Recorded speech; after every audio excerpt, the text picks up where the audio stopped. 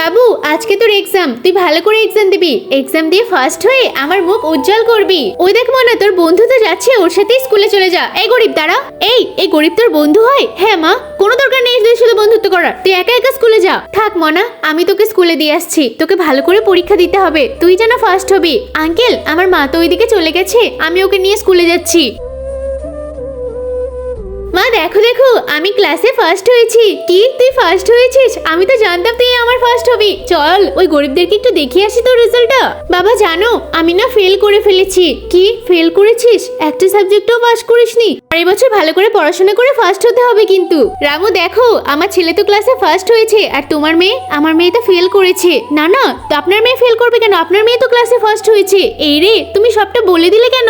কই দেখি দেখি। কিন্তু তার আগে কোনটা তোমার কাছে বেশি দামি, এক বস্তা টাকা নাকি মা বাবা? যদি মা বাবা হয় তাহলে ভিডিওতে একটি লাইক করে চ্যানেলটিকে সাবস্ক্রাইব করে দাও, আর যদি না করো তাহলে আমি ভেবে নেবো তুমি মা বাবাকে একদম ভালোবাসো না। আরে এটা তো আমার ছেলের রেজাল্ট, তার মানে এই রেজাল্টটা কার ছিল? এটা আমাকে পড়ে দেখতে হবে। আরে এটা তো ওর। তুই তাহলে মিথ্যে কেন বললি? আন্টি আমি আপনাকে সবটা খুলে বলছি। আরে আমি তো ফেল করেছি, মা দেখলে আমাকে খুব মারবে। আরে আমি তো পাস করেছি, তুই আমার রেজাল্টটা দে, তোর রেজাল্টটা আমাকে দিয়ে দে। ঠিক আছে, তাহলে আর কিচ্ছু বলবে না। ভাই পারলে আমাকে ক্ষমা করে দিও। তোমার মেয়ের মতো বন্ধু যেন সব ছেলেদের কপালে জোটে।